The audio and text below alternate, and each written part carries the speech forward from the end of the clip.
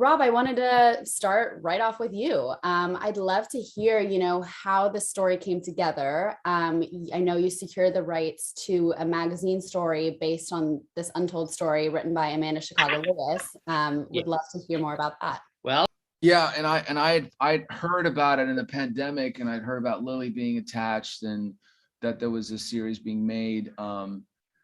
And then that was really it for me. And then it wasn't until later, 5 months later, then Craig Gillespie had reached out and said, I'm working on this thing, and we should have a conversation about it. He sent me all the 8 episodes, all the 8 scripts, and I was on this long flight, and I just like went one from the other to the other to the other, and I was really, kind of. I couldn't stop thinking about it because there was so much to it, and so much I didn't know, so much I thought I had known, and so much of it felt really timely in so many ways, and then it all kind of started to sink in of what the fears and challenges of playing somebody filling those shoes, for both of them, obviously big shoes to fill, and but it was sort of a no-brainer to get involved with everybody that was already a part of it. Did you guys ever imagine or see yourself being Pam Anderson and Tommy Lee? But yes, no, did not envision myself, did not think, no. I mean, everyone has been so mesmerized by the transformations and how uncanny you both look, to the 2 real people. It was TikTok denied. Oh my gosh, Sebastian, what about you? How did you prepare for the role? Well, I mean, first of all, the main panic that I had was the drumming, because I'd never played drums at all. And I remember asking Craig, are you gonna want to use a double or something? And he was like, no.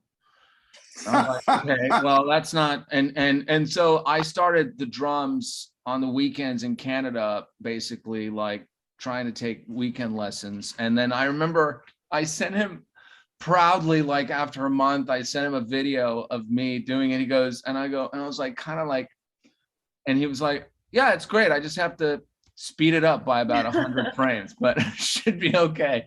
And so that was, but it was like a combination of literally waking up in the morning, making coffee, and running on an empty stomach and fasting for half the day, trying to get 20,000 steps to lose weight. And while I'm running, basically, I'm playing audio of every interview I've accumulated off of YouTube or the internet of him going all the way back to the 80s to now, anything I could find just to hear him all over.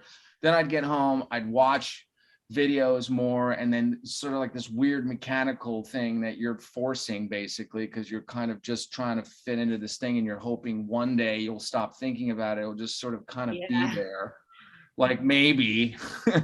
And then it'd go downstairs and just try to do what I was learning on the drums. And it was just, and then I think at one point I was doing karaoke, and then I was so crazy with it that the next day my voice was really bad in a good way, and I was like, oh, I should do karaoke every night, so then it sounds like I smoked 10,000 cigarettes. And then that manifested into screaming into a pillow to keep the raspiness. And then I know Lily was doing that too. I copied Sebastian. So we would before scenes, I would be like, you want the pillow? And oh my God.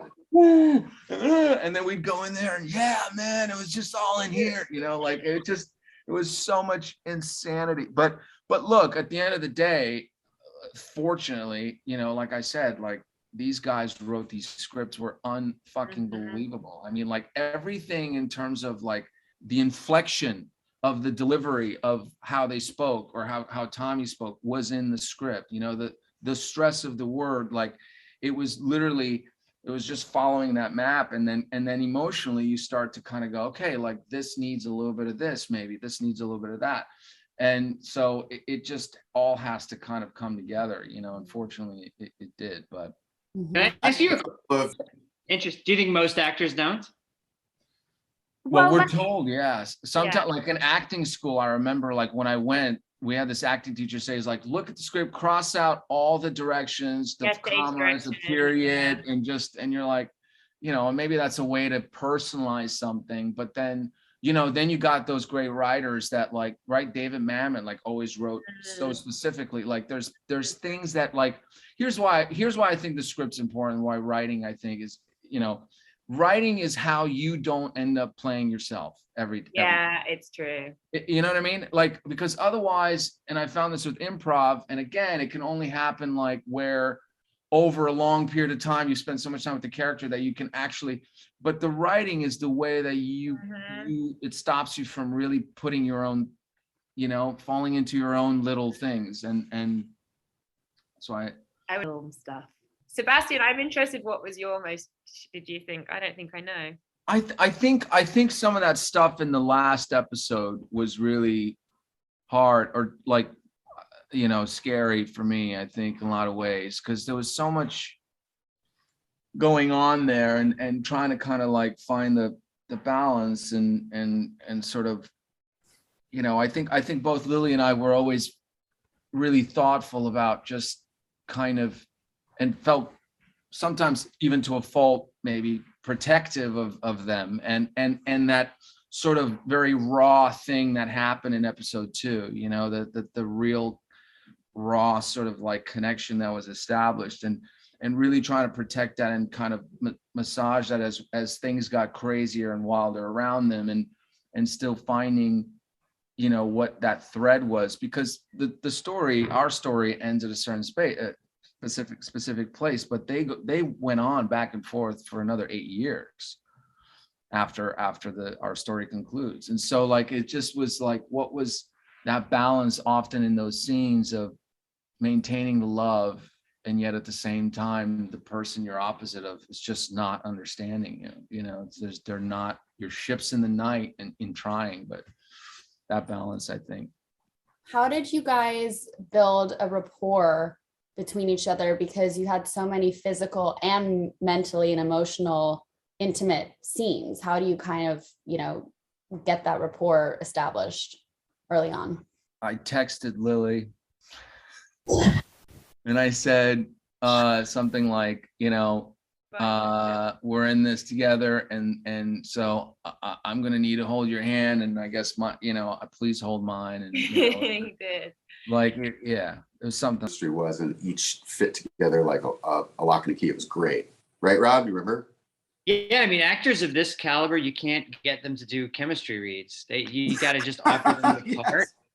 So it's a real risk. I mean, you're like, okay, we have no idea if they're going to have any chemistry whatsoever, and so that it's an arranged marriage, basically. But I remember even before Rob and DV got there, like, Lily had gotten there, and I looked at her like, are we gonna do like the whole thing? Like, are you like, do you want? And she was like, no. And she still had her sunglasses on. I think it was like, no, I'm not. I'm just reading, and let's just stay in a seat. Reading, but we're reading, but like, they're gonna look, and then finally Craig was like, let's get up, guys, and then like let's get on our feet, and then we were like, oh god, and I just felt like Titanic was going down. Yeah. And then finally, like as we did that scene, and they were like, oh, like they were happy about it. I remember looking at Lily being like, they like us, because it's just this, it is this thing up until then of like, you know, because we haven't had a moment to kind of like be able to see each other or meet before that. I mean, even with them, and like it is a little like